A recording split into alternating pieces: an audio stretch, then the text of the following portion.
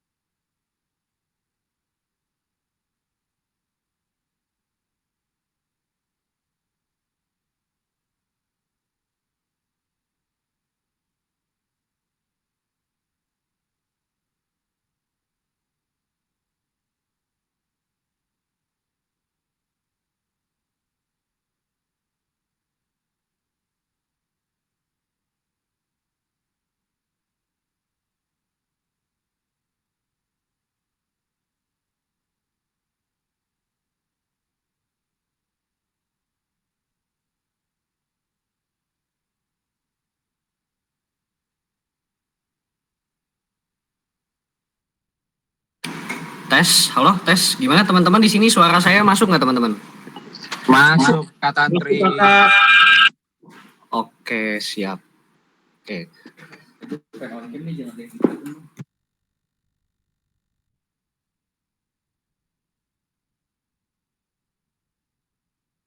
Oke teman-teman, karena udah jam 15 lewat 15 menit, daripada kita nunggu lebih lama lagi, mungkin langsung aja kita mulai juga ya teman-teman ya, karena udah banyak juga ya di sini, udah ada 24 partisipan. Kalau gitu langsung aja kita mulai untuk seminar pada sore hari ini. Sebelumnya thank you banget buat teman-teman semua yang udah bisa join ke seminar CryptoFi ID dengan judul How to Jadi NFT ya teman-teman. Jadi pasti teman-teman agak penasaran nih kenapa judulnya agak nyeleneh gini sih, How to Jadi NFT. Jadi di sini kita bakalan ngebahas teman-teman ya gimana caranya sesuatu itu bisa jadi NFT. Kayak yang teman-teman tahu pasti dulu itu ada yang namanya Gozali ya. Gozali sempat viral beberapa bulan lalu. Jadi Gozali ini jualan foto selfie-nya dia di marketplace NFT teman-teman. Nah, itu pasti teman-teman akan penasaran tuh. Gimana sih si Gozali ini foto selfie-nya bisa menghasilkan buat dia gitu ya, dan penghasilannya banyak gitu ya teman-teman. Nah, makanya kita sengaja bikin seminar buat kita sharing ke teman-teman di WNJ tentang how to jadi NFT ini. Nah, mungkin sebelumnya akan saya serahkan ke Pak Sandi dulu untuk menyampaikan sepatah dua kata. Oke, Kak Tantri, apakah suara saya kedengeran? Kedengeran Pak? Sip, oke. Assalamualaikum warahmatullahi wabarakatuh. Salam sejahtera untuk kita semuanya. Om Swastiastu, Namo Buddhaya, salam kebajikan. Selamat sore teman-teman Bistik nih. Ada di sini ada banyak teman-teman yang dari bisnis digital, terus teman-teman UNJ lainnya juga yang kebetulan hadir. Gitu. Puji syukur terhadap Allah Subhanahu Wa Taala kita bisa terus belajar, mendapatkan ilmu terus-terusan setiap hari walaupun kita lagi gimana pun kondisinya. Saya suka bilang sama teman-teman, zaman sekarang seminar itu banyak dan gratis, semua itu ilmu. Sehingga kadang nguping aja pun itu udah something gitu loh. Nggak perlu yang harus prepare atau bagaimana hadir. Jadi ini adalah saya mau melihat nih teman-teman, apalagi yang dari bisnis digital 2022 ya, yang masih calon mahasiswa baru nih, saya mau lihat bagaimana antusiasmenya ketika menerima ilmu-ilmu baru gitu. Nah, NFT ini menjadi satu hal yang kalau buat saya main enggak gitu, mau selalu bikin begitu karena kan kita lihat berita-beritanya tuh banyak gitu, hype-nya juga banyak, melihat orang yang lagi riding the wave juga banyak, tapi juga banyak yang lost di situ. So how for us gitu buat bisa berstrategi main NFT yang benar, apalagi di WNJ sendiri itu banyak creator, kita punya anak-anak seni rupa, terus kemudian ada anak digital juga banyak. Kenapa enggak mereka juga jadi creator? So instead of flipping aja gitu, ini making. Nah itu yang saya mau lihat sih, kira-kira opportunity di mana. Dan berikutnya adalah ketika kita ngomongin NFT, nggak lupa juga kita ngomongin utilities. Saya pribadi ngelihat NFT with utilities itu lebih panjang pasarnya daripada NFT yang pure art aja. Nah, banyak kegiatan-kegiatan di UNJ yang bisa kita jadiin utilities dan nanti outcome-nya bentuknya NFT. Nah, itu saya mau lihat deh prospeknya seperti apa, sehingga kalau memang bisa, kenapa enggak kita jadikan UNJ itu kampus yang sangat NFT. Nah, mudah-mudahan dari sini CryptoFi bisa bantu nih teman-teman lebih mengerti dan bagaimana cara kita bisa bermain NFT gitu, flipping NFT, membuat NFT ketika kita masih mahasiswa. Jadi teman-teman semuanya didengar, diserap dan ditanya ya gitu. Nanti mudah-mudahan ini direkam juga bisa di-share kepada teman-teman yang kebetulan lagi berkegiatan lain dan nggak bisa join. Itu aja dari saya, kurang lebih mohon maaf. Terima kasih Dede di sini sebagai inisiasi awal untuk memulai seminar ini, dan mudah-mudahan this is one of many kegiatan yang kita bisa jalankan bareng-bareng sama CryptoFi. Terima kasih. Assalamualaikum warahmatullahi wabarakatuh. Baik, waalaikumsalam. Terima kasih banget Pak ya sambutannya untuk sore hari ini. Sama-sama. Oke, mungkin teman-teman udah banyak yang nunggu juga ya di sini kita mau bahas NFT. Tapi teman-teman mungkin belum tahu kita ini siapa ya. Kita ini sebenarnya dari mana sih tahu-tahu ada bisa hadir di UNJ ini teman-teman ya. Jadi kita ini dari komunitas CryptoFi ID teman-teman, di mana komunitas kami ini udah berdiri sejak tahun 2021. Jadi komunitas kami ini adalah komunitas tempat orang-orang bisa belajar tentang trading mata uang kripto, tentang blockchain dan juga NFT teman-teman. Jadi kalau dulu itu mungkin kebanyakan cuman komunitas yang mengajarkan gimana sih caranya kita bisa trading di mata uang kripto. Nah, tapi makin kesini kita melihat luas kalau di kripto ini tuh nggak cuman trading, tapi kita juga bisa mengetahui belajar tentang hal-hal lain teman-teman. Ada blockchain dan juga ada NFT. Nah, untuk NFT ini itu kebanyakan mungkin teman-teman tahu sejak viralnya Gozali Gozalu, di mana si Gozali ini itu menjual foto selfie-nya dia di marketplace OpenSea, di mana OpenSea ini adalah marketplace yang menjual karya seni digital atau NFT, teman-teman. Nah, dan sejak dia menjual karya seninya itu, orang-orang tuh jadi berbondong-bondong jualan segala macam foto, teman-teman. Kalau teman-teman sering lihat gitu ya di Instagram, kemarin sempat viral karena Gozali ini jualan selfie. Orang-orang tuh jadi jualan foto lemari, foto makanan ya, dan bahkan paling parah kemarin ada yang jualan foto KTP orang untuk dibeli, teman-teman. Nah, dan dari jualan foto itu bisa menghasilkan, bisa dibilang uang yang cukup banyak, teman-teman. Nah, jadi di sini kita hadir untuk sharing ke teman-teman gimana sih caranya kita bisa kayak gitu juga, tapi dengan cara yang lebih baik, teman-teman ya. Jangan sampai kita jualan KTP orang ya, teman-teman ya. Nah, kita juga sering teman-teman ngadain event-event di komunitas kita. Biasanya itu kita ngadain AMA, ngadain kabar, ataupun edukasi dan juga ngobrol santai. Dan kita juga sering banget mengundang founder-founder dari komunitas lain untuk ngobrol di komunitas kita bareng-bareng ya. Di sini teman-teman bisa lihat ya, di sini ada beberapa founder dari komunitas lain ya.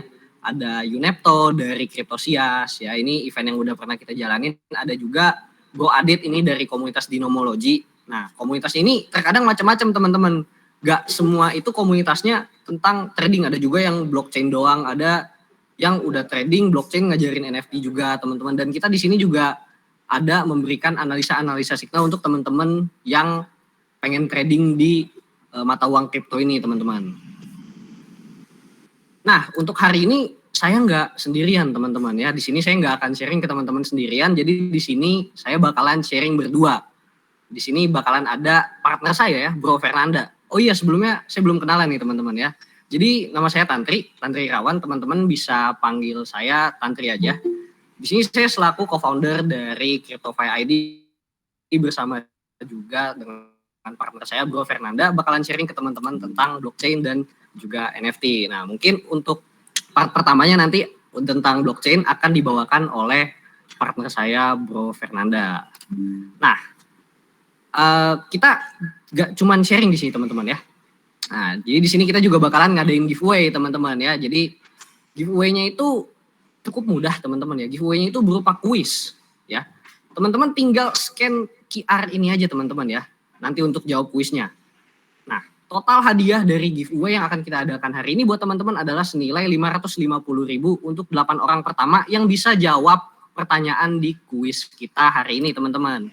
Nah, ini kuisnya saya kasih di awal ya pertanyaannya. Nah, nanti jawabannya itu bakal ada di slide yang bakal kita sharing ke teman-teman. Nah, jadi pertanyaannya itu adalah siapa penemu smart contracts? Nah, buat teman-teman yang mau jawab langsung aja DM Instagramnya CryptoFi ID. Dan jangan lupa teman-teman kalau mau menangin ya, kalau mau dapat giveaway-nya, teman-teman daftar dulu lewat form ya, lewat Google Formnya teman-teman daftar dulu. Lalu teman-teman DM jawabannya, 8 orang pertama yang jawabannya benar nanti akan langsung kita DM balik, teman-teman ya.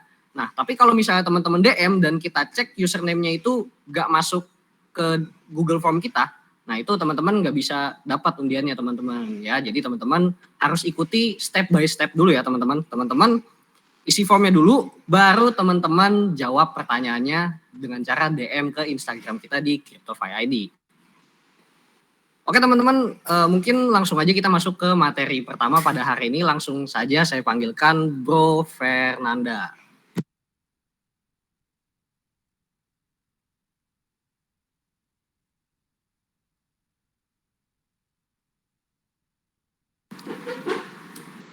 Oke, halo teman-teman semuanya, gimana? Suara saya jelas gak nih? Jelas Kak Fernanda. Jelas Kak. Oke, gini, sebelum kita mulai, saya pengen deh teman-teman semuanya, mana suaranya nih? Biar kita sama-sama semangat. Boleh saya dengar suaranya? Hadir. Hadir ya, wih, kayaknya dilihat pada semangat nih dari segi suaranya.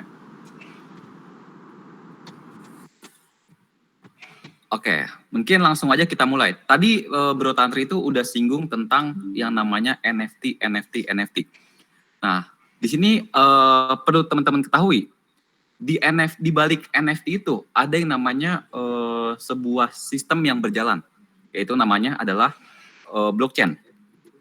Nah, mungkin untuk mengetahui lebih dalam tentang dunia blockchain, kita akan membahas step by step terlebih dahulu. Nah, yang pertama itu ada tokenisasi. Nah, yang pertama itu ada tokenisasi. Apa sih itu tokenisasi? Nah, kasarnya tokenisasi itu adalah merubah aset fisik, ya, aset fisik menjadi aset digital atau token menggunakan media blockchain. Nah, sebuah token ini itu bisa dipindahkan, disimpan atau dicetak kembali dalam blockchain. Nah, mungkin buat gampangnya kita ibaratkan seperti ini. Oke, mungkin sebelumnya mohon maaf ya untuk Pak Sandi nih, saya jadikan contoh nih ya. Saya foto wajahnya Pak Sandi, ya, saya foto wajahnya Pak Sandi, terus saya bikin file subcopy-nya, lalu saya upload ke blockchain. Nah, itu bisa dikatakan sebagai salah satu bentuk dari tokenisasi. Jadi merubah aset fisik menjadi digital atau token. Nah, lalu jadi kesimpulannya itu teman-teman ya, untuk tokenisasi adalah merubah aset fisik menjadi aset digital atau token menggunakan media blockchain. Nah, lalu perbedaannya apa sih tokenisasi dengan sekuritisasi? Nah, secara singkat, tokenisasi itu berbeda dengan yang namanya sekuritisasi. Karena proses tokenisasi dilakukan di atas blockchain. Ya, jadi tokenisasi itu udah pasti dilakukan di atas blockchain. Nah, mungkin buat teman-teman semuanya yang nggak tahu, oke, tokenisasinya udah hafal nih. Lalu sekuritisasi itu apa sih? Oke, kita lanjut. Nah, sekuritisasi itu sendiri adalah prosedur di mana penerbit merancang instrumen keuangannya yang dapat dipasarkan dengan menggabungkan berbagai aset keuangan ke dalam satu kelompok. Nah, seperti gambarannya kita ibaratkan ada sebuah perusahaan yang ingin menjual belikan sahamnya. Nah, ketika sebuah perusahaan tersebut ingin menjual belikan sahamnya, itu kan pasti harus yang namanya IPO. Ya, harus IPO terlebih dahulu dan dilempar ke bursa. Sebenarnya konsepnya sama aja. Ya, sebenarnya konsepnya sama aja dengan tokenisasi, akan tapi kalau tokenisasi itu udah pasti berjalan di atas blockchain, kalau sekuritisasi itu tidak. Nah, sekarang kita masuk ke jenis-jenis token. Yang pertama, itu ada currency token atau token mata uang. Nah, untuk token mata uang ini mungkin buat teman-teman semuanya di sini udah pernah dengar yang namanya Bitcoin, Ethereum, Cardano, Tron, Chainlink, dan masih banyak lainnya. Nah, itu yang tadi saya sebutkan, itulah salah satu dari token mata uang atau currency token. Nah, biasanya orang-orang itu hanya mengambil keuntungan di token mata uang. Ya, jadi kayak seperti misalnya harga Bitcoin lagi murah, dibeli. Ketika harga Bitcoin lagi mahal, pasti mereka akan jual. Ya, jadi orang-orang itu hanya kasarnya mengambil keuntungan di token mata uang ini. Ya. Nah, sekarang ada yang namanya utility token. Nah, utility token ini berbeda dengan token mata uang atau currency token. Karena apa? Utility token ini sendiri itu biasanya terfokus pada sebuah project. Seperti contohnya teman-teman semua di sini ada yang udah pernah dengar Axie Infinity? Ada yang udah pernah dengar belum nih? Tentang Axie Infinity, games blockchain. Oke, di sini jauh. Belum, Kak. Oh, belum ya. Belum, Nah, Kak. jadi ada yang namanya Axie Infinity. Ini tuh seperti sebuah game yang berjalan di atas blockchain. Ya. Nah, Axie Infinity ini kan adalah kasarnya sebuah project. Nah, di dalam sebuah project ini dia memiliki token, itu namanya SLP. Ya, jadi di sini kesimpulannya berbeda dengan currency token atau token mata uang. Kalau token mata uang itu biasa orang hanya mengambil keuntungan. Tapi kalau utility token itu biasanya token yang terfokuskan pada suatu project. Seperti contohnya tadi Axie Infinity, ya, token SLP. Terus ada juga token ASICS, ya, tokennya punya salah satu artis, Anang Hermansyah. Itu dia juga kan memiliki token dan token tersebut fokus pada proyeknya si Anang tersebut. Nah, ini adalah gambaran dari salah satu perbedaan utility token dengan currency token. Ya, jadi kalau currency token itu seperti contohnya tadi kayak Bitcoin ada Litecoin, ada Tron, ada Cardano. Ya, kalau utility token itu seperti gambar yang ada di layar teman-teman semuanya di sebelah kiri. Jadi sebuah token yang fokus pada sebuah project. Nah, lalu kita masuk ke security token. Nah, security token ini sendiri itu adalah token digital yang berbasis blockchain. Ya, pastinya token bergerak di atas blockchain. Nah, di mana nilainya itu dipatok kepada satu aset tertentu. Seperti contohnya, misalnya harga emas, nilai tanah ataupun saham. Ya, satu token itu sama dengan satu emas. Satu token setara dengan satu tanah. Jadi itu gambaran dari salah satu tentang security token. Ya, sampai sini kira-kira ada yang ingin tanyakan? Mungkin boleh? Ada yang ingin tanyakan dari materi yang telah kita bahas tadi? Ya, mungkin untuk melancarkan waktu presentasi ini, mungkin buat teman-teman semuanya yang memiliki pertanyaan, boleh di-keep dulu ya, nanti di akhir sesi akan kita jawab dan bahas sama-sama. Nah, lalu kita next, tokenization using blockchain. Ya, token itu bergerak di atas blockchain. Oke, mungkin buat gampangnya kita ibaratkan, misalnya kita bikin token SND, ya token SND atas namanya Pak Sandi tadi nih. Ya, jadi kasarnya Pak Sandi punya token, ya tokennya SND. Nah, untuk bikin tokennya itu kan harus lewat jaringan blockchain. Ya, harus lewat jaringan blockchain. Jadi teman-teman semuanya kalau mau bikin token itu harus lewat jaringan blockchain. Nah, jaringan blockchain itu sebenarnya ada banyak teman-teman. Ada Ethereum, ada Binance, ada Tron, dan masih banyak lainnya. Teman-teman bisa research sendiri di Google. Ya, tapi yang tadi saya sebut itu adalah 3 teratas jaringan blockchain. Nah, misalkan kita buat di jaringan Ethereum, terus kita masukin ke exchanger. Nah, setiap transaksi yang menggunakan token SND tersebut, itu akan tercatat di dalam blockchain. Nah, ketika semua transaksi tersebut sudah tercatat di dalam sebuah blockchain, nah kepemilikan token SND tersebut, itu secara legal sah punyanya Pak Sandi. Ya, karena semua transparan. Pak Sandi sendiri bisa lihat transaksi apa aja yang udah berjalan di atas blockchain. Karena sifatnya blockchain itu sendiri semuanya transparan. Ya, enggak seperti bank-bank yang pada umumnya gitu ya. Jadi yang namanya sebuah token itu pasti bergerak di atas blockchain. Lalu kita masuk ke pros and cons-nya tokenization, ya. Kelebihan dan kekurangannya dari sebuah tokenisasi. Yang pertama, kita bahas dulu tentang kelebihannya. Ya, kita bahas dulu tentang kelebihannya. Yang pertama itu ada liquidity. Mungkin buat teman-teman yang nggak tahu apa itu liquidity. Nah, mungkin buat teman-teman semua yang nggak tahu apa itu liquidity, kasarnya kita seperti, misal teman-teman semuanya ikut arisan deh. Ya, misal teman-teman semua ikut arisan. Nah, ketika ada pemenang, itu kan pasti harus dibayarkan menggunakan uang yang udah dikumpulkan oleh semua anggota arisan. Ya, jadi kasarnya liquidity itu adalah sebuah cash flow. Di mana ketika seseorang mendapatkan keuntungan, itu harus dibayarkan. Nah, itu salah satu keuntungan dari tokenisasi, ya, dari tokenization.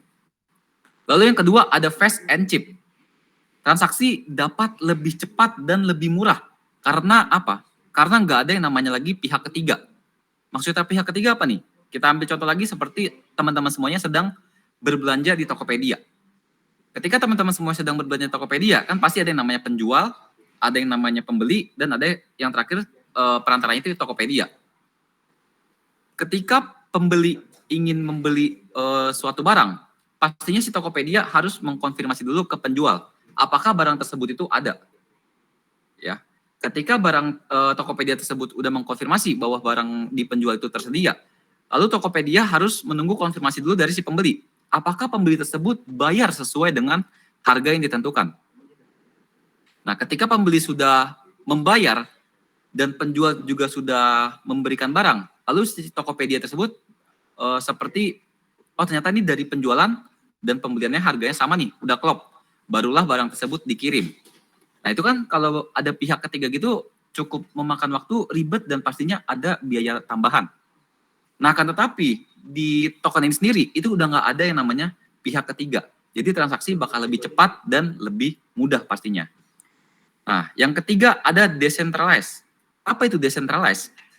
Decentralized itu sendiri adalah yang tadi saya bilang teman-teman. Jadi semua transaksi itu transparan.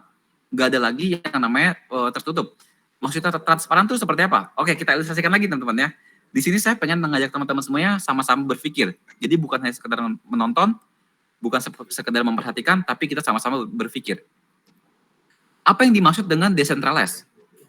Kasarnya gini, teman-teman semuanya misalnya di sini pasti udah punya semua yang namanya rekening tabungan, ya. Pasti udah punya semua yang namanya rekening tabungan. Misal teman-teman melakukan transfer uang ke teman-teman gitu. Waduh ribet ya, temannya teman-teman. Ya, jadi kasarnya saya bilangnya gimana ya?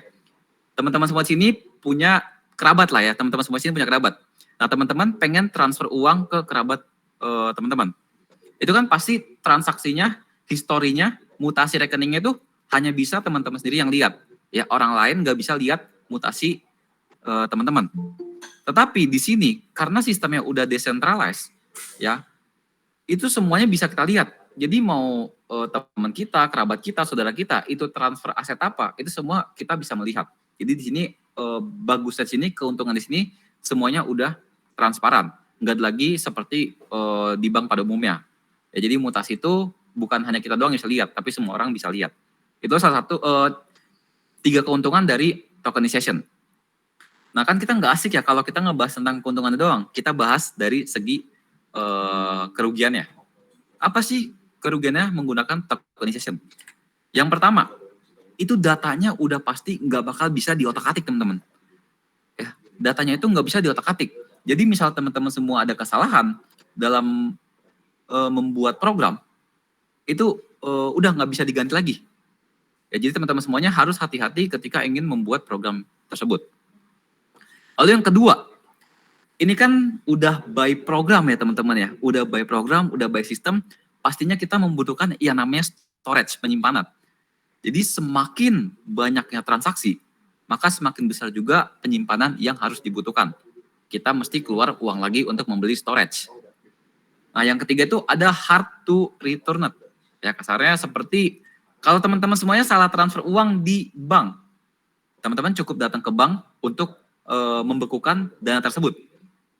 Ya dana tersebut bisa beku dan bisa dikembalikan lagi ke teman-teman semuanya. Nah tetapi di sini ketika teman-teman semuanya salah kirim wallet, dana tersebut nggak akan bisa balik lagi. Ya teman-teman mau lapor ke siapa yang nggak ada yang tahu gitu, nggak akan bisa. Jadi itulah 3 kerugian dari tokenization. Jadi mesti hati-hati banget nih teman-teman semuanya jika ingin mengirim wallet, perhatikan lagi wallet itu udah benar atau belum. Karena kalau salah 1 digit pun itu asetnya udah nggak bisa dikembalikan lagi. Ya, jadi mesti hati-hati. Nah, lalu di sini mungkin buat teman-teman semuanya yang memiliki ketertarikan untuk mempelajari pemrograman dari blockchain itu sendiri, apa aja sih yang harus disiapkan? Karena kan dari blockchain ini sendiri sekarang udah didukung di pemerintahan ya, udah mulai dipakai di pemerintahan. Jadi buat teman-teman semuanya yang mau belajar sekarang itu masih belum terlambat. Karena mungkin buat 10 sampai 20 tahun ke depan ini benar-benar dibutuhkan. Ya. Nah, di sini saya akan sedikit ngasih tahu bahasa pemrograman apa sih yang digunakan di dalam blockchain. Yang pertama itu ada C++. Mungkin buat teman-teman semuanya di sini ya, yang udah pernah belajar bahasa pemrograman atau dunia IT pasti udah nggak asing banget dengan yang namanya C++. Karena ini bahasa pemrograman yang dasar banget, benar-benar hanya mengandalkan logika teman-teman semuanya. Lalu yang kedua ada simplicity. Ya mungkin ini buat teman-teman yang buat teman-teman yang tertarik dunia IT mungkin simplicity ini baru pertama kali dengar gitu ya. Lalu cuma di sini kita nggak usah memusingkan tentang bahasa pemrograman ya, karena sini saya hanya memberitahu aja bahasa pemrograman apa sih yang digunakan di atas blockchain. Lalu yang ketiga ada JavaScript. Ini udah nggak asing banget ya, yang namanya JavaScript, C++ itu udah nggak asing banget. Lalu yang keempat ada yang namanya Python. Ya, ada yang namanya Python. Dan yang kelima ada yang namanya Solidity. Nah, di sini saya mau nekenin ke teman-teman semuanya nih tentang Solidity ini. Kenapa saya menekankan di Solidity? Karena sekarang ini tentang smart contract, tentang blockchain itu hampir semua bahasa pemrogramannya menggunakan bahasa Solidity ini. Ya, jadi buat teman-teman semuanya yang mau belajar bisa mempelajari tentang bahasa pemrograman Solidity ini. Kenapa saya merekomendasikan ini? Karena sekarang ini untuk documentation-nya, untuk tutorialnya itu udah banyak banget di internet. Teman-teman bisa langsung explore sendiri aja ya tentang bahasa pemrograman Solidity ini. Itu udah banyak banget documentation-nya dan banyak banget orang-orang yang memberikan tutorial. Dan yang terakhir ada Rolang. Ini bahasa pemrograman yang mungkin jarang banget didengar gitu ya, Rolang. Tapi di sini baik lagi jangan terlalu memusingin tentang bahasa pemrogramannya. Nah, dari tadi kita udah ngebahas blockchain gitu ya. Mungkin teman-teman di sini masih ada yang nggak tahu blockchain yang sesungguhnya itu apa sih, gitu ya. Nah, blockchain itu sendiri adalah sebuah rangkaian catatan data yang diamankan oleh kriptografi, ya, dan dikelola oleh sebuah sistem komputer. Nah, kasarnya kriptografi ini adalah seperti sebuah kasarnya merubah kata-kata menjadi enkripsi, yaitu cryptography tools, ya, di mana di dalamnya tidak dimiliki oleh entitas apapun. Jadi kasarnya udah nggak ada lagi yang namanya pihak ketiga atau campur tangan orang. Nah, blockchain ini sendiri bisa dibayangkan sebagai teknologi database yang memanfaatkan research komputer untuk menciptakan blok-blok yang interconnectable. Ya, kita lanjut. Tadi ngomongin blockchain, sekarang ada lagi kata asing kriptografi. Apa itu kriptografi? Nah, kriptografi ini sendiri merupakan sebuah ilmu atau seni untuk sistem keamanan pada jaringan komputer yang menulis atau menyampaikan pesan secara rahasia dan tersembunyi. Nah, ini kasarnya seperti yang tadi saya bilang, teman-teman. Merubah kata-kata biasa itu menjadi dienkripsi kasarnya. Ya, misalnya kalau teman-teman tahu password gitu ya, password misalnya passwordnya ABCD. Nah, itu kalau misalnya masuk udah dikelola oleh kriptografi, itu akan berubah menjadi 1, 2, 3, 4 BCDAA ZZ gitu. Jadi dienkripsi sama dia. Jadi nggak semua orang bisa tahu passwordnya. Dan mungkin untuk dibalikin lagi juga sedikit sulit gitu.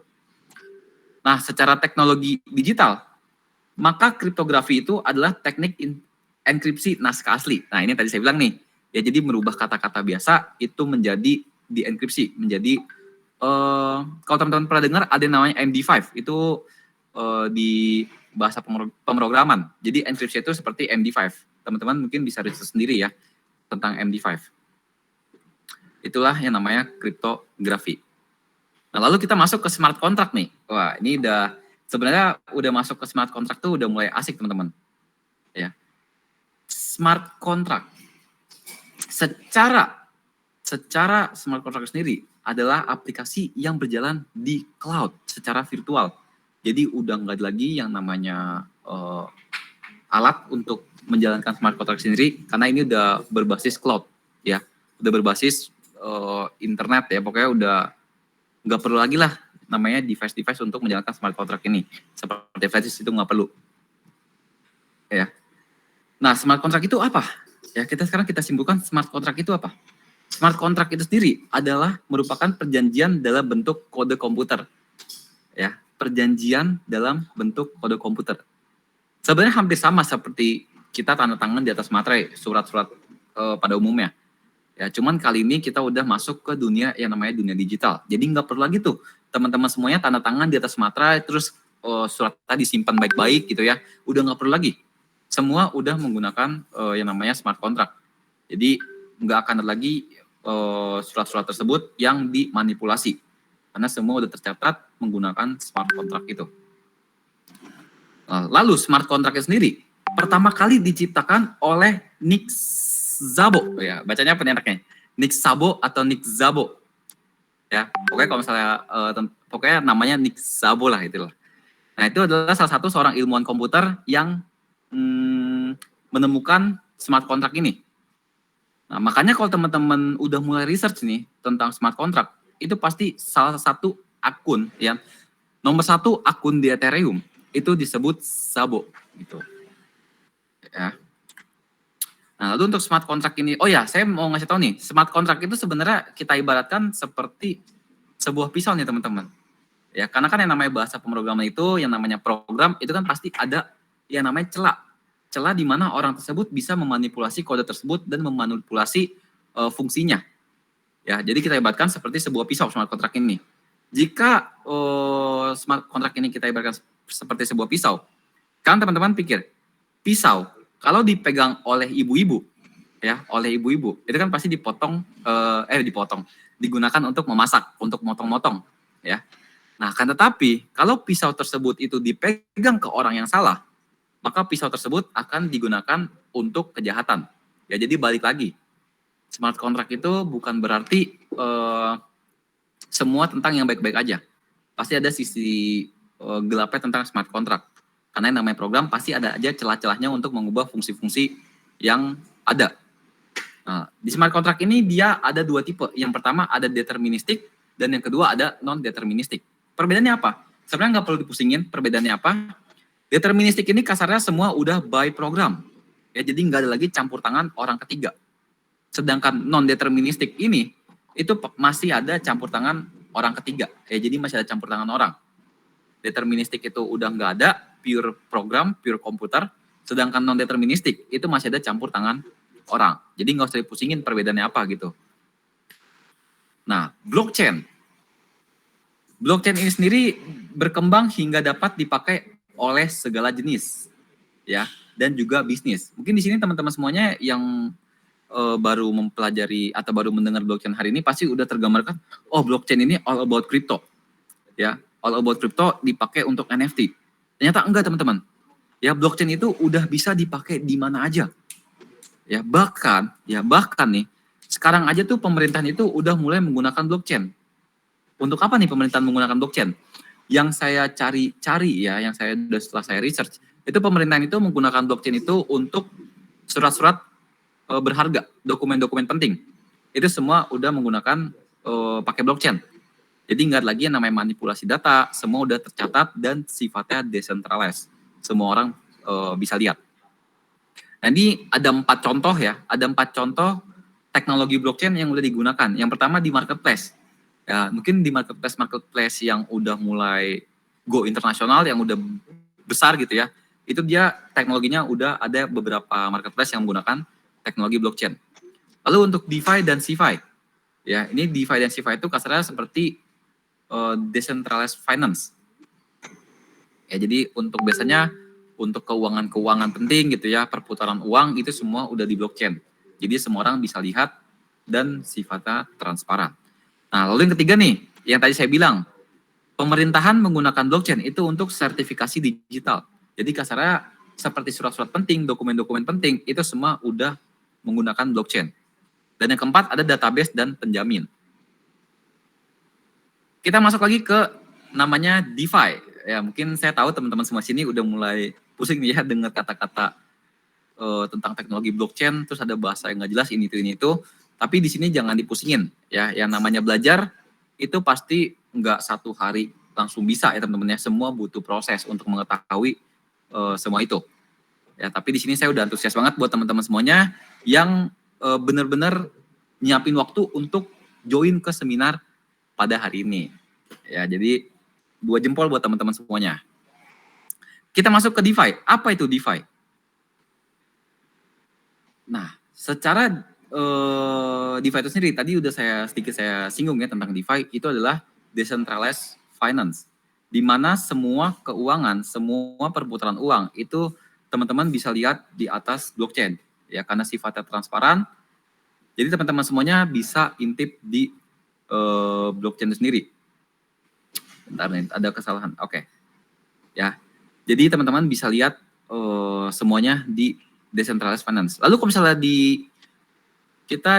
bukan diadu ya kasarnya, kita lihat perbedaannya nih tentang centralized finance dan decentralized finance.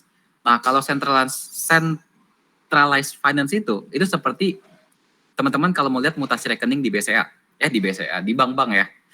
Ya misalnya teman-teman habis transfer keuangan gitu ya, teman-teman pengen lihat saya tadi transfer ke siapa ya, berapa besarnya, itu kan menggunakan mutasi. Nah, yang bisa melihat mutasi rekening tersebut itu kan hanya teman-teman sendiri, pemilik rekening itu. Akan tetapi kalau di decentralized, itu teman-teman bisa melihat semuanya. Ya jadi baik lagi, ya kalau kita adu nih centralized dengan decentralized, siapa yang menang, semuanya sama-sama menguntungkan, tergantung dari apa yang dibutuhkan. Nah, lalu kita masuk ke DeFi utility. Nah, DeFi utilities itu sendiri, itu mungkin udah banyak banget keuntungan yang didapatkan. Ya karena apa? Yang pertama, no mediator. Nggak ada lagi yang namanya perantara. Jadi semua transaksi bakal lebih cepat karena udah nggak ada lagi yang namanya perantara. Lalu yang kedua, always on. Layanan selalu aktif 24/7. Jadi teman-teman mau mengaksesnya kapan aja itu bisa. Lalu yang ketiga, pastinya mudah digunakan, ya easy to access. Teman-teman mudah digunakan maksudnya apa nih? Teman-teman cukup menggunakan smartphone dan ada jaringan internet, itu teman-teman sudah bisa mengaksesnya. Dan lalu yang terakhir, itu pasti mengurangi biaya, karena nggak adanya orang ketiga, jadi kita nggak perlu lagi bayar orang ketiga tersebut. Ya, jadi kita mengurangi biaya pengeluaran. Nah, sekarang kita masuk ke apa itu NFT. Nah, tapi di sini saya nggak akan bahas sendirian ya. NFT itu akan dibahas oleh partner saya, Bro Tantri, yang tadi di awal udah perkenalan ya. Mungkin untuk Bro Tantri, waktu dan tempatnya saya persilakan.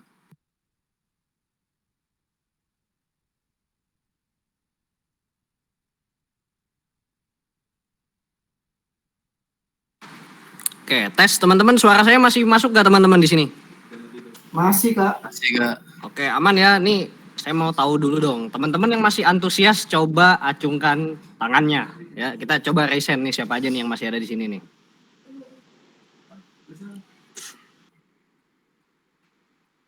Ayo, coba bersuara dong.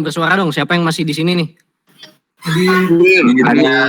Oke, masih rame ya ternyata ya. Nah, mungkin tadi Bro Fernanda itu awal-awal udah ngebahas NFT dikit ya soal di tokenisasi itu ya, gimana caranya kita bisa merubah benda yang ada fisiknya ya, benda bentuk fisik itu jadi digital gitu. Kayak tadi si Fernanda itu pakai contoh fotonya Pak Sandi ya. Nah, Pak Sandi di foto nih cekrek. Nah, langsung diupload tuh ke marketplace jadi NFT, dijualin fotonya.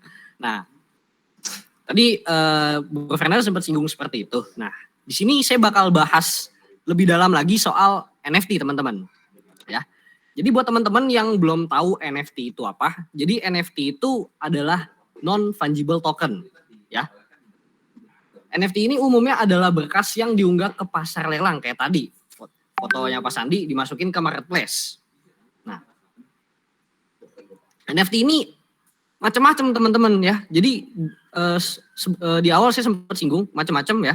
Gak cuman foto ya, gak cuman foto.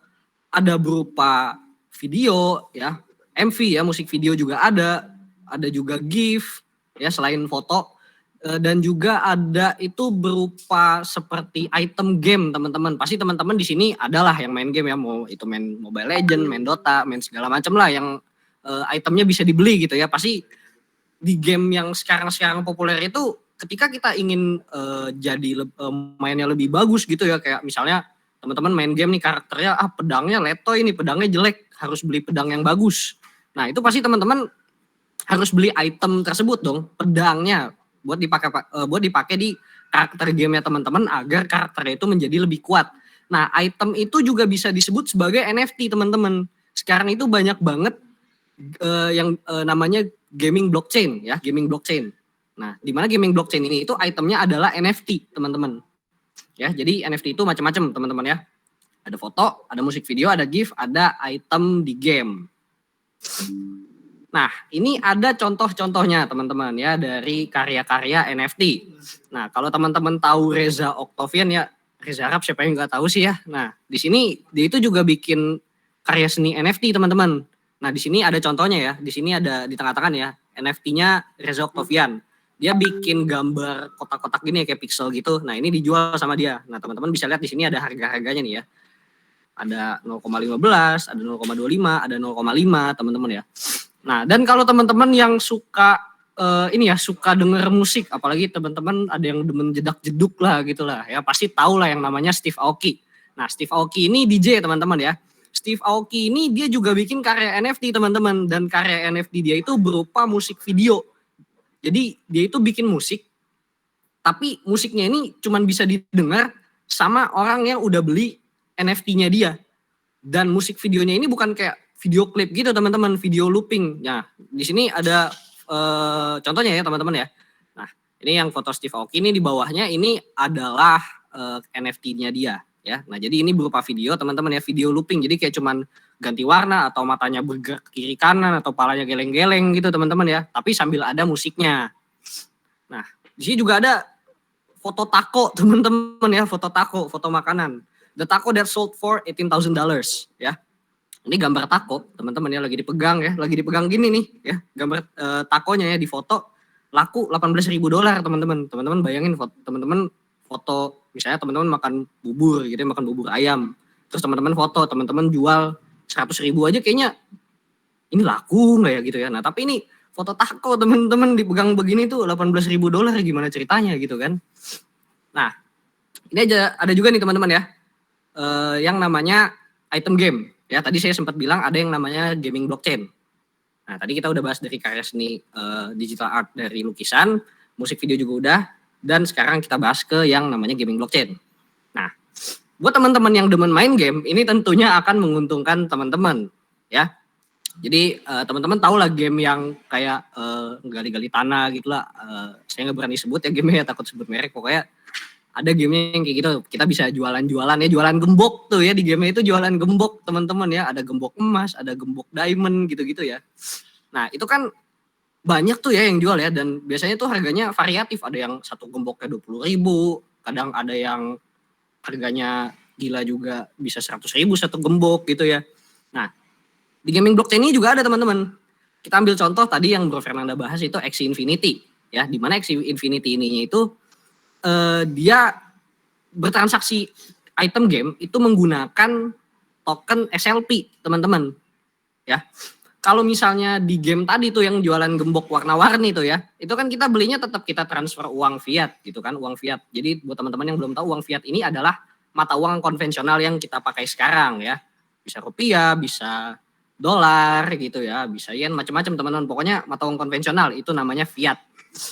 Nah, kalau teman-teman mau beli item game di game Axie Infinity ini, teman-teman itu harus punya dulu token SLP-nya biar teman-teman bisa bertransaksi. Nah, saya pernah cobain teman-teman ya untuk mainin game Axie Infinity ini. Jadi ketika teman-teman download gamenya dan teman-teman mau main, itu teman-teman nggak akan langsung punya karakternya. Nah, teman-teman bisa lihat ya di sini ada karakter gamenya ya, ada 3 nih, unyu-unyu gini ya, bulat-bulat tuh kayak telur teman-teman ya. Nah, di sini kita nggak langsung ada karakter gamenya, ya. Tapi kita harus beli dulu teman-teman, dan harganya ini variatif, ya. Kita nggak bisa cuma beli 1. Kalau kita mau main game ini kita harus beli 3, teman-teman, ya. Harganya itu bisa 10 SLP, bisa 20 SLP, ya. Kalau di convert tuh bisa cukup mahal lah teman-teman ya. Nah tapi gak semua gaming blockchain itu itemnya mahal-mahal kok teman-teman. Nah, balik lagi.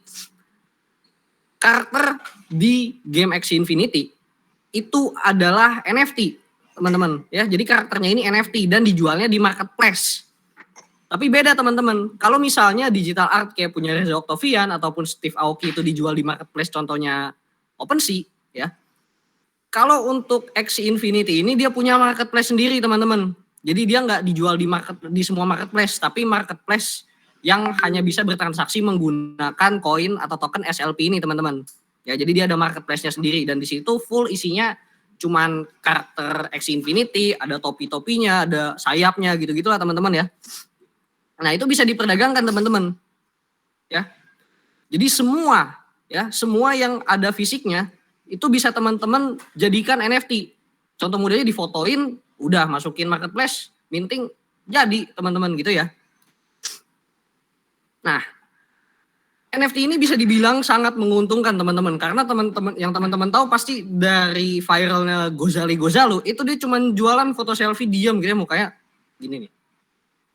Ya mukanya begitu kan. Nah, mukanya datar tuh ya, cuma ngeliat kamera, tapi satu foto tuh bisa 50 juta, 80 juta gitu ya. Bahkan dia dari jualan foto gitu bingungnya ada aja teman-teman yang beli, kayak teman-teman ngelihat nih, kayak teman-teman ngelihat balik lagi ya ke slide yang tadi ya. Nah, ini.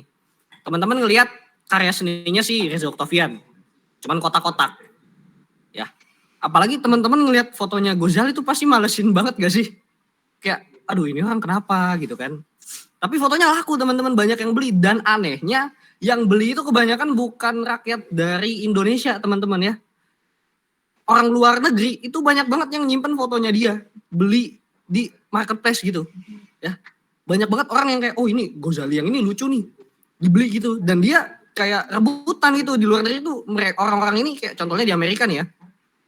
Contohnya di Amerika ini orang-orang nih kayak rebutan gitu, kayak lu udah punya NFT-nya Ghazali belum? Oh gue belum punya, nah gue punya yang ini loh, lu punya yang ini enggak? Nah itu mereka tuh kayak ngadu, kayaknya punya gue lebih lucu mukanya gitu. Jadi kadang-kadang tuh orang demen banget dengan sesuatu yang unik gitu, unik apalagi aneh tuh jadi aduh gimana teman-teman ya, kayak bingung pasti kan kenapa itu tuh bisa dihargai sangat tinggi gitu teman-teman. Dan juga harganya bisa naik teman-teman. NFT ini bisa dibilang itu sebagai investasi.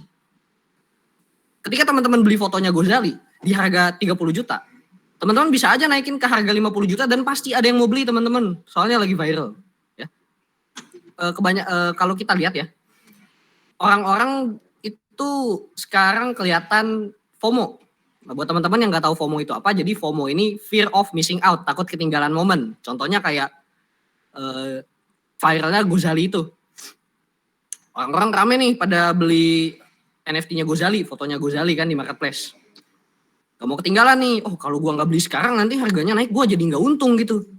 Nah itu gimana teman-teman, pasti orang-orang tuh kayak takut gitu, oh gua harus beli secepatnya gitu. Nah di sini saya bakal jelasin ke teman-teman ya, saya bakal sharing gimana sih caranya kita bisa memilih project NFT yang kedepannya itu dapat menguntungkan buat kita. Karena NFT ini kan investasi teman-teman, mau di hal teman-teman beli digital artnya kayak cuman lukisan, musik video, ataupun teman-teman menginvestasikannya di blockchain gaming, itu semuanya termasuk berinvestasi teman-teman ya. Jadi intinya NFT ini adalah tempat baru untuk kita berinvestasi ya. This is more than just an art teman-teman ya. Ini NFT ini lebih dari karya seni ya, bukan sekedar hanya karya seni doang. Nah langkah pertama yang harus kita ketahui ya, kita pelajari juga sebelum kita memilih ya, ingin berinvestasi di NFT-nya, NFT siapa atau NFT mana gitu ya. Kita harus tahu itu project timnya itu siapa ya, tim di balik project NFT ini siapa.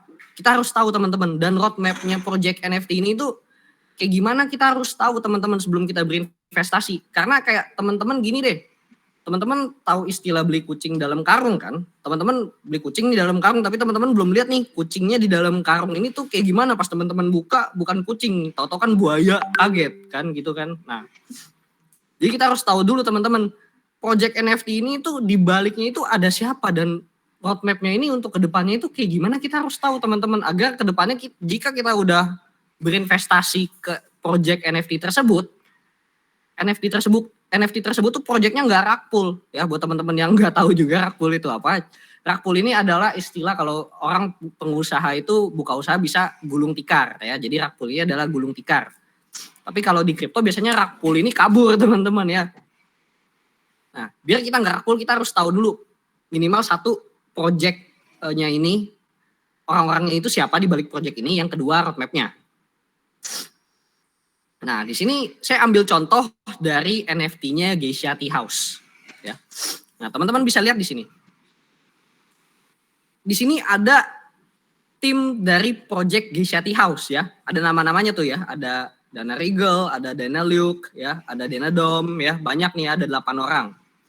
Nah, di website dari Geisha Tea House ini itu juga ditunjukkan roadmap dari project NFT-nya tersebut teman-teman ya. Ini ada tulisannya nih ya, roadmap 1.0. Dia mau ngapain aja, ada airdrop, ada launchpad, ada monthly events, ada educational events ya, ada alpha community, ada business incubator teman-teman ya. Itu harus kita perhatiin baik-baik teman-teman. Kita juga harus pintar milih-milih. Ya, jadi karena selain viral kita juga harus tahu ini orang di balik ini itu siapa teman-teman. Jangan asal FOMO. Biasanya kalau orang-orang FOMO ini bakalan gak akan selalu beruntung teman-teman ya. Kita nggak bisa mengandalkan keberuntungan ketika kita ingin berinvestasi. Kalau kita mengandalkan keberuntungan ketika kita ingin berinvestasi, itu sama aja kita gambling atau kita judi. Ini investasi teman-teman. Kita di investasi ini kita bisa menganalisa teman-teman. Kayak teman-teman main saham deh, ya. Teman-teman main saham, trading crypto atau segala macam itu kan ada teknikal dan fundamental, ya. Di mana fundamentalnya ini adalah seperti ini contohnya teman-teman ya, fundamentalnya. Roadmap-nya itu seperti apa yang bakalan mereka lakuin di project-nya, ya. Jadi teman-teman harus tahu dulu, gitu. Nah, yang kedua adalah community and social media, ya. Setelah teman-teman cari tahu siapa orang-orang di balik project NFT ini dan teman-teman udah tahu juga roadmap-nya seperti apa, teman-teman jangan lupa lihat komunitas dan sosial medianya. Ini penting teman-teman, ya. Kalau dari komunitas, itu artinya teman-teman bisa tahu, oh komunitas ini kan berarti orang-orang yang mendukung project dari NFT tersebut. Ya. Kalau misalnya di project tersebut holdernya banyak, berarti NFT tersebut banyak yang dukung. Ya. Dan juga kita harus cari tahu sosial medianya. Sosial medianya ini aktif terus atau enggak? Teman-teman ya, di sosial media itu kan biasanya suka diupdate kan ya, soal kayak kalau kita update di sosial media itu biasa ngapain sih, update Instastory ya, update keseharian kita lagi ngapain, lagi di mana gitu ya. Nah di sosial media NFT ini kita juga perlu tahu teman-teman ya, biasanya kalau di sosial medianya ini dia akan menginformasikan dia itu udah sampai mana sih, sekarang lagi ngapain gitu. Nah kita itu juga harus tahu teman-teman, dan biasanya dari sosial media ini banyak informasi yang bisa kita dapat. Tadi kayak misalnya kalau di website itu kan cuma dikasih tahu kayak misalnya, saya balik lagi ke slide sebelumnya. Nah, kalau di website ini itu kan ada timnya teman-teman ya. Nah, di timnya ini kan fotonya masih anonimus semua teman-teman ya. Nah, kalau teman-teman mampir ke sosial medianya kan pasti ada aja orang-orang di balik project tersebut di dalam sosial media dari project NFT tersebut. Nah, kayak di sini nih. Di sini saya ambil contoh lagi dari sosial media NFT project Geisha House. Di sosial media Geisha House di sini saya ambil contoh dari Instagram dan Twitter. Teman-teman bisa lihat, gampangnya teman-teman lihat di follower atau following lah. Pasti ada nama-nama dari timnya yang tadi kan. Nah, dan tadi juga kalau di websitenya itu dikasih lihat ada Instagramnya segala macam. Nah, nggak semua NFT project itu ada informasi seperti itu. Jadi harus dicari tahu lagi teman-teman ya, selain itu di sosial medianya. Nah, lalu yang ketiga ya, yang harus kita ketahui itu adalah volume and price movement-nya teman-teman. Ya. Nah, di sini saya ambil contoh dari Geisha House lagi teman-teman ya. Hal yang nggak kalah penting dari dua tadi teman-teman saat kita milih NFT project adalah kita harus tahu dulu pergerakan harga dan volume penjualannya. Dengan mengamati volume penjualan dan pergerakan harga, kita bisa ngelihat apakah project yang mau kita dukung ini atau mau kita investasikan ini kedepannya bakalan bagus teman-teman. Kemungkinan kedepannya itu harganya bakal naik gak sih, bakal menguntungkan gak sih buat kita. Tapi kita nggak bisa lihat secara sekali lihat aja teman-teman. Kita harus lihat secara jangka panjang. Kayak bulan kemarin penjualannya gede nggak nih? Ya. Minggu kemarin ada penjualan nggak nih? Gitu teman-teman. Biasanya tapi orang-orang lihat tuh sebulan, dalam jangka waktu sebulan teman-teman. Kayak bulan kemarin atau bulan ini penjualannya gede nggak ya? Kalau misalnya gede berarti laku terus dong. Kalau misalnya kita beli di harga murah, kita jual di harga tinggi, masih ada yang mau beli. Ya. Nah di sini cara ceknya teman-teman gampang ya. Kalau teman-teman misalnya masuk ke marketplace NFT OpenSea, ya, teman-teman masuk ke project NFT-nya, misalnya di sini saya ambil contoh Geisha House. Di Geisha House ini teman-teman bisa lihat floor price-nya itu berapa, total volumenya berapa, ya. Di situ untuk teman-teman ngecek volume dan price movement-nya. Nah, tadi saya udah jelasin nih ya, gimana caranya kita milih NFT project. Cara kita milih NFT project ya, bukan gimana caranya kita cuan dari NFT ya. Nah ini kita ngulik lebih dalam lagi teman-teman, gimana caranya kita bisa cuan dari NFT selain dari cara bikinnya teman-teman ya, kita bikin terus kita jual teman-teman ya. Jadi ada cara lainnya lagi teman-teman. Nah step pertama itu ada yang namanya flip to profit ya. Jadi buat teman-teman yang belum tahu flip to profit ini apa, flip to profit ini adalah gimana caranya kita beli murah jual di mahal. Ya. Langkah awalnya sama teman-teman. Kayak gimana caranya kita milih NFT project tadi. Ya. Langkah awalnya sama, kita harus cari tahu dulu. Kita pilih project dulu, project yang baru mau keluar. Ya, kalau mau lebih enak lagi gimana buat flip to profit, kita pilih project yang baru mau keluar. Ya. Kita cari tahu orang-orang di balik project ini siapa, roadmap-nya gimana, white paper jangan sampai lupa nih teman-teman. Ada namanya white paper. Kita harus tahu dulu NFT ini tuh kedepannya mau dipakai buat apa aja sih, ya pasti ada kegunaannya dong. Nah, lalu volume and price movement itu harus diperhatikan, ya, dan juga community and social medianya teman-teman. Sebelum dia keluar, banyak gak sih yang udah ngedukung project NFT ini untuk ada gitu, untuk hadir di marketplace gini gitu teman-teman, untuk diperjualbelikan. Itu ada yang mendukung gak sih? Kalau banyak dukungan dan dari sosial medianya juga aktif, ya udah itu bisa teman-teman lakukan untuk flip to profit. Nah, yang kedua ini adalah minting teman-teman ya. Nah, ini masih dalam bagian flip to profit sih sebenarnya ya. Jadi minting ini adalah membeli NFT pada saat dirilis sebelum mencapai pasar sekunder teman-teman, atau udah masuk ke marketplace-nya. Ya. Biasanya project NFT ini bakalan merilis karyanya dia itu di harga murah teman-teman ya. Sebelum masuk ke marketplace biasanya kita bisa beli pas minting teman-teman ya. Biasanya sebelum masuk marketplace itu dia bakal ngeluarin dengan harga murah, bahkan gratis teman-teman. Ya bahkan gak ada harganya, 0, teman-teman bisa langsung purchase aja gitu ya.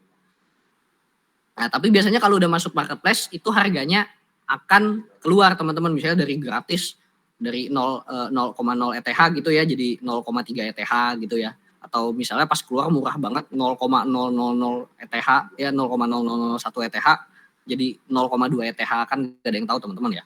Biasanya pasti kalau pas minting ini harga NFT itu murah banget teman-teman ya. Nah, tapi ketika teman-teman pengen bisa beli NFT ini pas lagi minting, itu nggak sembarangan orang teman-teman yang bisa beli NFT ini pas minting. Jadi hanya orang-orang yang terdaftar aja teman-teman yang bisa ngebeli NFT ini pas minting, ya, atau orang-orang yang udah masuk ke whitelist. Nah, gimana sih caranya kita masuk ke whitelist ini? Caranya adalah dengan kita gabung aja gitu biasanya ke Discord teman-teman ya. Biasanya komunitas NFT ini ada di Discord. Nah, kalau teman-teman udah gabung ke Discord dari komunitas NFT yang akan dirilis ini, teman-teman bisa aja ajukan gimana sih caranya kita biar bisa masuk whitelist gitu, biar bisa kita beli pas minting. Nah, jadi ketika pas udah kita dapat whitelist, kita beli pas minting, kita masukin ke pasar sekunder, kita bisa dapat keuntungan. Gitu teman-teman. Nah, ini cara yang ketiga ya. Di luar flip to profit dan minting ya. Caranya adalah dengan purchase on secondary market ya. Jadi kita beli di market sekunder teman-teman, kayak tadi nih. Wah, kita telat nih, kita nggak masuk whitelist, atau misalnya kita nggak sempat beli pas minting udah keburu habis gitu ya. Nah, mau nggak mau kita beli di market sekunder atau kita beli di marketplace-nya ya. Contohnya misalnya kita beli di OpenSea teman-teman. Nah, tapi sebelum kita beli di OpenSea ya, sebelum kita langsung beli nih di marketplace, kita harus ngapain dulu sih gitu ya. Masih ada step-stepnya lagi teman-teman ya, stepnya tipis-tipis tuh masih ada. Nah, langkah pertama kita harus surfing atau jelajahi NFT teratas di bagian trendingnya ya. Biasanya kan ada NFT yang trending apa tuh, nah kita lihat tuh ada apa aja yang trending. Nah, setelah kita lihat NFT atau karya-karya yang udah trending, kita pilih NFT-nya ya. Kita bisa filter teman-teman di marketplace. Kita mau lihat dari harga tinggi ke rendah atau rendah ke tertinggi teman-teman ya, karena harga NFT itu variatif ya. Nah, kalau udah teman-teman ya, udah pilih NFT, teman-teman research lagi di dalam project-nya tersebut ya. Selain 3 cara tadi, teman-teman research di marketplace-nya itu adalah dengan cara teman-teman bandingin semua. Kira-kira harga yang terendah dan kemungkinan akan naik itu gimana sih? Atau teman-teman bisa lihat tuh di situ yang murah atau under value tuh yang mana teman-teman? Kan harganya macam-macam. Misalnya ada contoh Nah, ada 2 NFT nih, di satu project ada 2 NFT. Ya. Satu project ada 2 NFT. Terus teman-teman lihat di situ harganya beda. Ada yang 0,03 ETH dan ada yang 0,05 ETH. Ya. Nah, teman-teman lihat nih, yang under value tuh pasti yang 0,03 kan. Nah, ketika teman beli, ya, ketika teman-teman beli, teman-teman bisa naikin harganya itu ke 0,05 karena pasti mungkin ada aja yang bakal beli di 0,05. Jadi disamain gitu teman-teman harganya ya. Jadi yang satu itu 0,03 ETH nih. NFT yang kedua ya, karya yang kedua itu tuh harganya 0,05 ETH. Nah, teman-teman lihat nih harganya beda kan. Nah, yang ini under value nih ya. Yang ini murah nih, 0,03. Kalau orang lihat ya pasti orang akan beli yang ini dong karena murah. Tapi karyanya sama aja ya. Nah, kalau teman-teman naikin harga yang ini jadi 0,05, harganya sama tuh kan. Pasti orang-orang ada kemungkinan untuk bingung, beli yang mana nih, kayaknya yang ini lebih bagus. Jadi orang-orang beli yang ini dan harganya nanti dinaikin lagi. Gitu teman-teman. Nah, dari tadi kita dari awal tuh udah bahas soal blockchain ya, soal blockchain, soal NFT. Tapi kita nggak singgung banget tentang kripto. Nah, ini saya bakal bahas tipis ya. Hal yang harus kita waspadai ketika kita masuk ke dunia kripto, mau itu blockchain, mau itu NFT, ya ini sama teman-teman ya. 2 hal yang harus kita perhatikan atau harus kita waspadai ketika kita ingin berinvestasi di dunia cryptocurrency itu adalah rug pull dan scam promo ya. Kalau rug pull, ini kita harus tahu projectnya ini benar gak sih? Kayak tadi lah, kita harus tahu project NFT-nya ini. Ini proyeknya bagus atau enggak ke depannya kalau kita investasiin di sini, jangan sampai gulung tikar, tahu-tahu duit kita hilang, gitu kan. Nah, yang kedua, scam promo. Nah, scam promo ini biasanya itu kayak misalnya project NFT ini teman-teman ya. Itu ngepromoin hari ini kita mau launching ini nih, mau launching NFT baru nih ya, baru mau launching NFT. Tapi harganya mahal. Buat teman-teman yang mau dapetin gratis atau dapetin diskon, teman-teman bisa langsung daftar ke link di bawah ini. Nah, teman-teman pencet tuh linknya tuh. Teman-teman masukin data diri teman-teman, bisa terus teman-teman udah masukin data diri, tapi teman-teman nggak dapat apa-apa dan orangnya kabur gitu kan. Nah, bisa aja itu adalah tindak kriminal phishing teman-teman, yaitu link phishing. Jadi mereka itu mau mencuri data teman-teman lewat link itu teman-teman ya. Jadi teman-teman tetap harus waspada teman-teman ya. Di dunia cryptocurrency ini ada aja bahayanya. Tadi kalau kayak kata Bro Fernanda, di smart contract atau di blockchain ini itu kayak pisau teman-teman ya. Kalau dipegang emak-emak ya, kalau dipegang ibu-ibu pasti bakalan dipakai untuk motong sayur, motong apa ya. Tapi kalau dipegang orang lain ya, misalnya dipegang bandit gitu ya, pasti kan bakal dipakai buat sesuatu yang enggak gitu teman-teman ya. Makanya kita harus hati-hati dalam memilih project di cryptocurrency ataupun di dunia NFT ini. Oke, mungkin cukup teman-teman untuk materi pada sore hari ini. Gimana teman-teman, ada yang mau ditanyakan nggak soal materi yang kita berdua bawakan di hari ini? Sebelumnya saya mau lihat dong nih teman-teman masih pada di sini nggak sih? Coba suaranya mana, atau teman-teman Ryzen, saya mau dengar masih rame nggak sih di sini? Hadir Kak. Hadir Kak. Hadir Kak.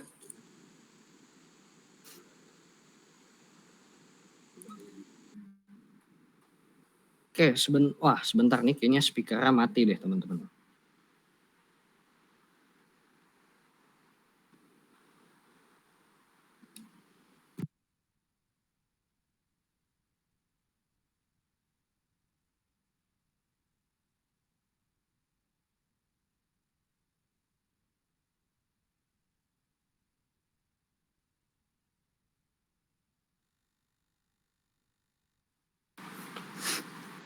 Oke teman-teman ya, mohon maaf ya tadi speakernya sempat mati.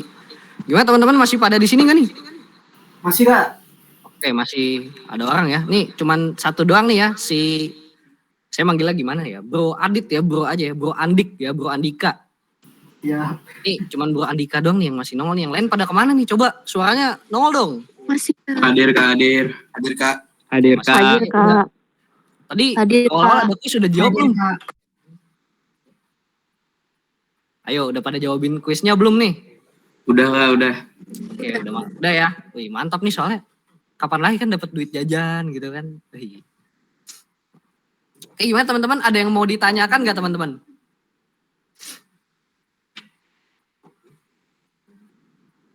Ada Kalau Kak. izin nanya Kak, Oke, boleh. Silakan teman-teman. Siapa dulu nih yang mau nanya nih?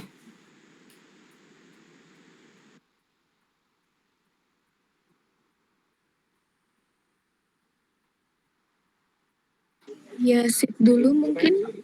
Oke, ini coba kita panggilkan Bro Fernanda juga ya. Nih, kayaknya biar dia sebelahan sama saya nih. Ayo, Bro Fernanda ya, kita panggil dulu nih.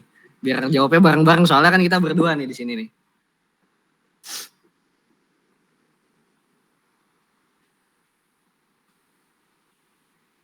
izin nanya Kak. Oke, boleh. Jadi kan saya sering main ini ya Kak, kayak game PES Mobile gitu. Berarti kalau misalnya saya top up, terus buat beli dari top up itu buat beli item-itemnya kayak beli kartu pemain gitu, itu termasuk NFT-nya si PES dong Kak? Atau gimana? Itu bisa dibilang termasuk ke NFT-nya ya, soalnya kan dia tadi kamu itu main game PES kan, terus beli karakternya itu kayak kartunya gitu kan di dalam gamenya ini di marketplace yang dia jual itu kan. Nah itu termasuk NFT, soalnya kan kayak misalnya tuh sekarang itu kan ada juga project NFT di mana dia dia itu jualan karya NFT masuk digital ya, masih digital ya di marketplace. Sama kayak kamu main PES gitu ya, soalnya saya di sini juga pernah main PES gitu, pernah beli karakternya. Kan dia kayak berupa gambar kartu gitu, terus ada gambar pemainnya kan. Nah, sekarang itu ada juga NFT yang jualan kayak gituan, tapi tapi dia nggak ngarah ke game ya. Kalau kamu gitu kan beli karakter, beli pemainnya kan kayak gambarnya kartu gitu, terus ada gambar pemainnya, kamu beli pemainnya, terus nanti kamu bisa pakai pemain itu di tim di tim bola yang kamu mainin kan di PES itu kan. Nah tapi kalau sekarang itu di NFT yang beredar sekarang ya, kayak misalnya dia jualan yang sama ya, ada gambar pemain bolanya juga, misalnya kartu gambar Ronaldo ya, nomor 7 ya, Cristiano Ronaldo. Kita nggak dapat karakternya, tapi kita bisa dapat merchandise-nya. Contohnya kita dapat jersey-nya Ronaldo, atau kita dapat kaos kakinya Ronaldo, dapat sepatu gitu. Jadi itu masih termasuk ke dalam NFT.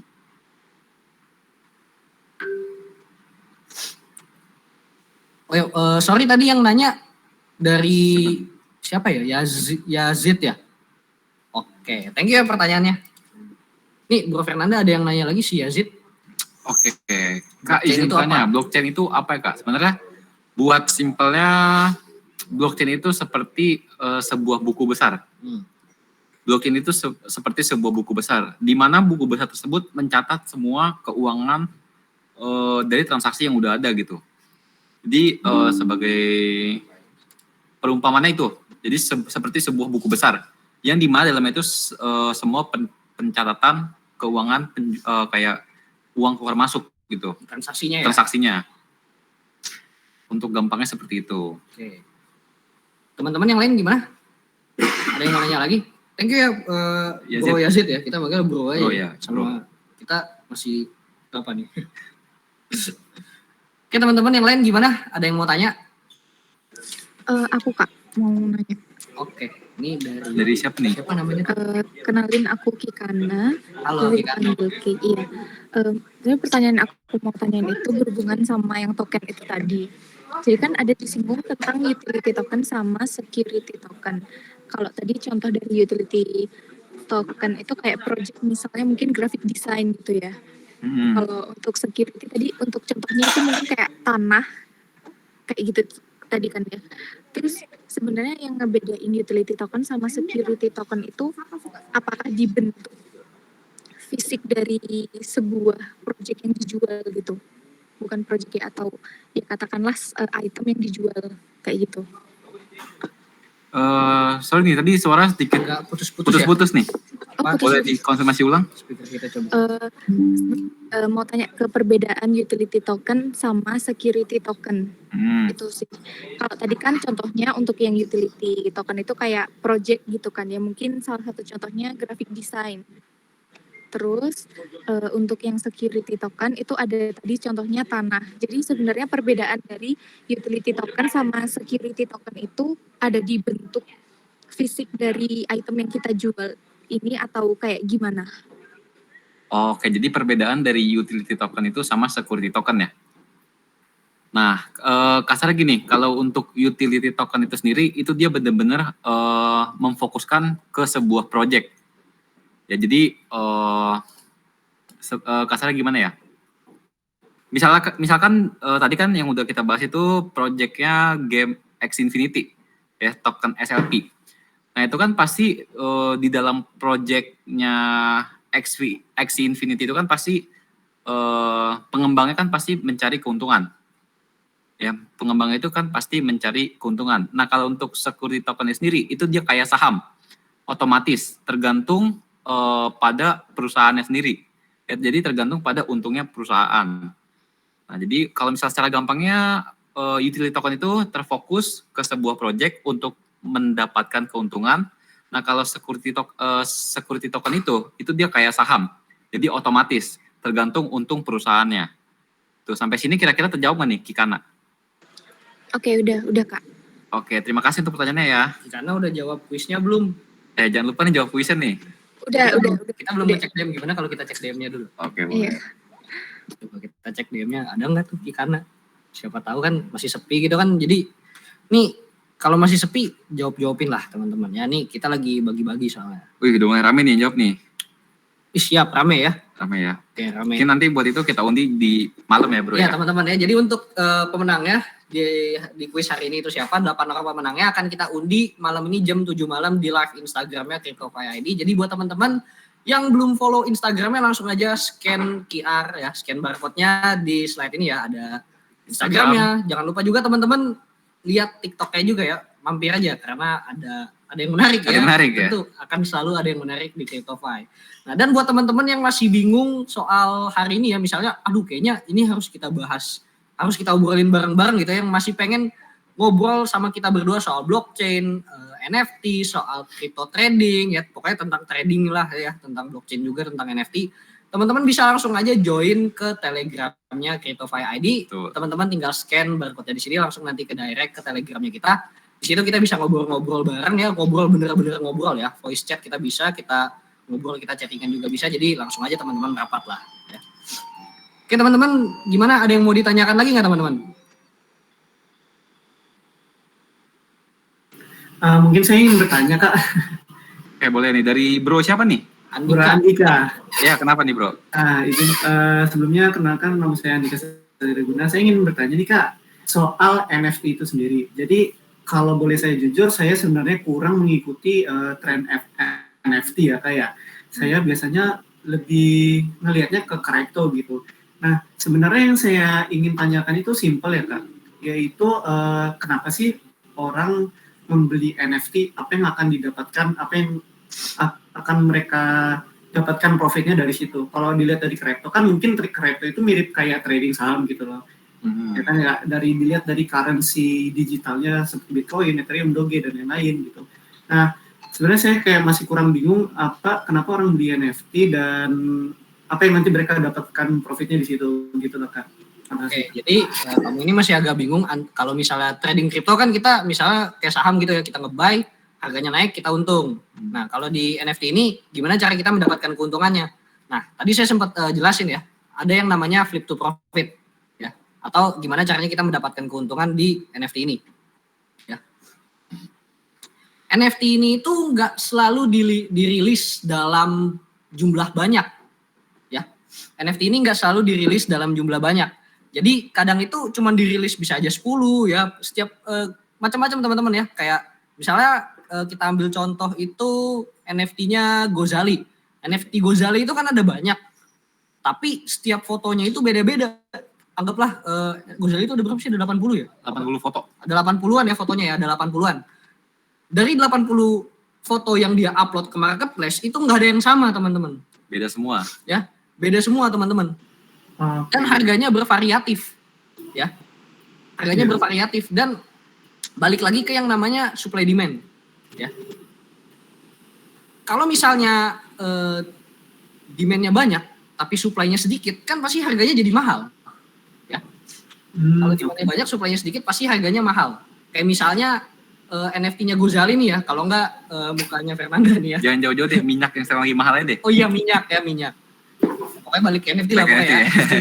Nah, misalnya NFT-nya Gozali nih ya, NFT Gozali ini misalnya hanya dikeluarkan 10. Ya, 10 dan 10-10-nya ini berbeda semua penampakannya. Nah, yang pengen beli ya, demand-nya ini banyak ya. Yang pengen punya NFT-nya Gozali ini, foto selfie-nya Gozali ini banyak, ada 100 orang. Sedangkan supply-nya aja itu cuma 10. Ya. Pasti orang itu akan bela-belain beli kalau udah pengen banget gitu, kayak kita wah ini pengen banget nih pengen motor misalnya, pengen banget nih beli motor ini cuma ada satu di Indonesia. Tapi karena cuma satu dan yang pengen banyak tuh kita jadi rebutan gitu, wah ini tapi harganya mahal nih, beli nggak ya, akhirnya harganya karena supply-nya sedikit harganya naik, ya mau nggak mau karena kita pengen tuh beli gitu. Nah di situ kita bisa mengambil keuntungan, misalnya nih kita jadi orang pertama yang beli NFT-nya Gozali di harga 0,5 ETH. Ini kan cuma 10, kita punya 1, tapi sisa 9 dan 9-nya ini orang nggak mau lepas dong, misalnya ya.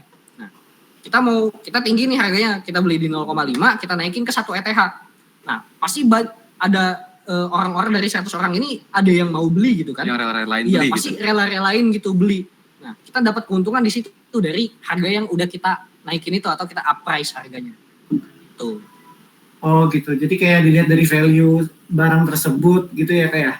Iya, dari value-nya, dari supply demand-nya, dan best deal-nya lah. Pasti kan ada deal-dealannya gitu ya. Kayak auction aja teman-teman. Pasti kan kita misalnya kita ngebid di harga 300, terus ada lagi yang ngebid di harga 350. Biasanya kan pasti orang yang jual tuh ngambil, harga tertinggi nih, gue paling untung gede gitu kan. Nah, tergantung best deal-nya itu ada di mana juga selain value dan supply demand ini. Gitu. Oh, jadi mereka itu membeli, lalu bisa dijual lagi untuk mengincar capital gain gitu ya kayak? Iya. Bisa dibeli lalu jual lagi di harga tinggi. Oke, paham Kak. Terima kasih Kak. Oke, sama-sama bro. Pertanyaannya bagus. Thank you. Teman-teman yang lain gimana? Ada yang mau tanya nggak nih?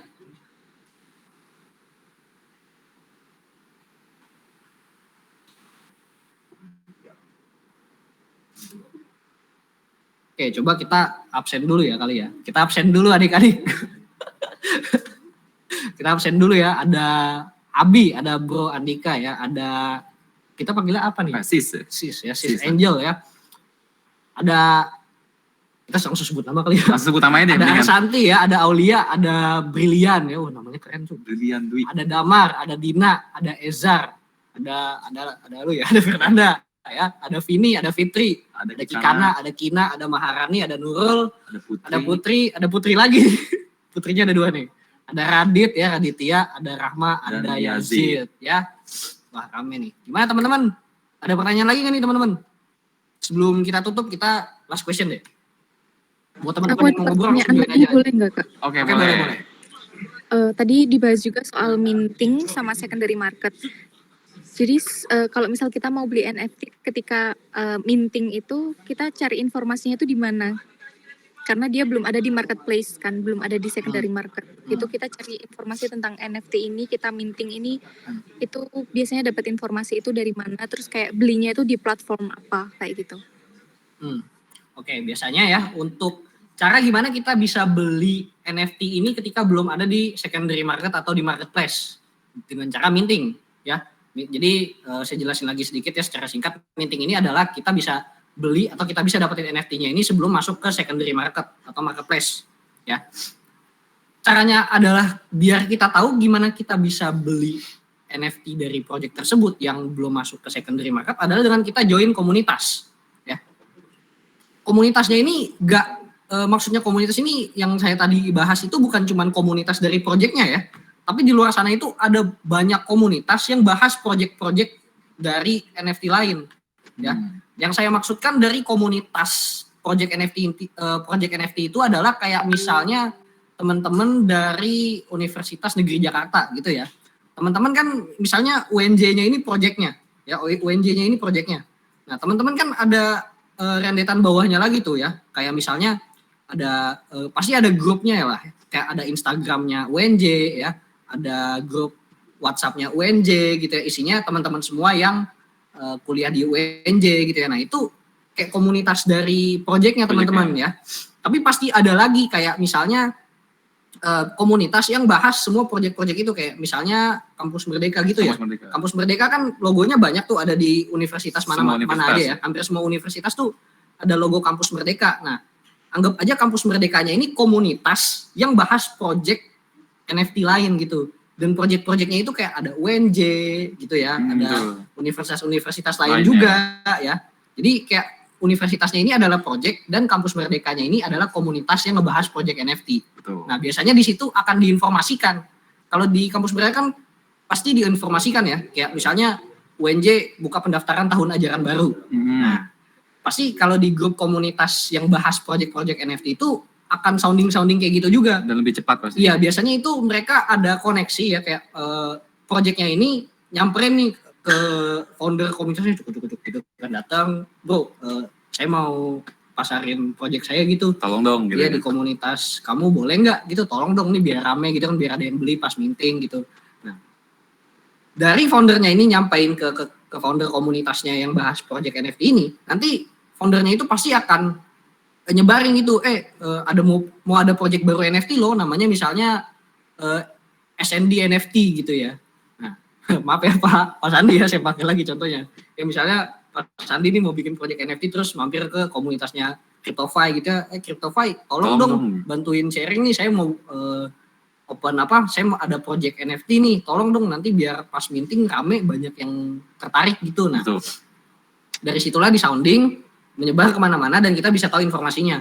Ini buat teman-teman yang mau tertarik sama NFT-nya Pak Sandi, bisa langsung aja merapat ke grupnya Pak Sandi, nanti dikasih tahu gimana caranya biar kita bisa masuk whitelist dan dikasih NFT-nya gitu. Oke, berarti seandainya NFT ini belum masuk ke marketplace, berarti kita kayak belinya itu kayak tanpa mediator gitu ya. Mungkin kayak marketplace-nya OpenSea ini mediatornya kita gitu sebagai buyer dan seller gitu ketika mau beli NFT-nya gitu ya. Betul. Oke. Ya. Makasih Kak. Oke, sama-sama. Oke, gimana teman-teman? Tadi udah pertanyaan terakhir ya kayaknya ya. Iya. Coba kita cek waktu nih. ya. Kita udah mulai dari jam 3. Udah 1,5 jam kita. Oke, kita udah 1,5 jam teman-teman ya, mungkin kita juga nggak bisa sampai sore, mungkin teman-teman takutnya ada kelas gak sih ya? Hari Rabu ya mungkin. Rabu ya, mungkin teman-teman yang masih ada kelas sampai sore atau sampai malam ya, kadang kan gak ada yang tahu ya. Oke, mungkin teman-teman cukup untuk Oh ya bro, mungkin bentar deh. Oke. Sebelum kita tutup, saya pengen dong teman-teman semuanya On cam deh. Ambil HP kita. Gini aja kita nih. Nah, on cam dulu dong. Ayo dong teman-teman semuanya kita on cam dong nih. Oke, ini mana nih kita? Mari harus kita tunggu nih. foto dulu teman-teman. Ayo dong di sini ada rame nih. Ayo, kita nih. on cam dong, bentar aja. Ini Andika keren juga nih, lagi mabar apa gimana nih? Andika Gak mabar. lagi mabar nih kayaknya nih. Lagi follow. Ini kita tunggu nih teman-teman lain nih. Mana nih? Ayo dong. Ya, kebetulan abis ini nge-follow Kak. Ayo dong, mana dong nih? Harus kita foto dulu nih. Apa malu-malu nih? Malu-malu nih kayak ini. Ya, coba kita screenshot aja ya untuk Screenshot aja. partisipannya berapa banyak nih ya.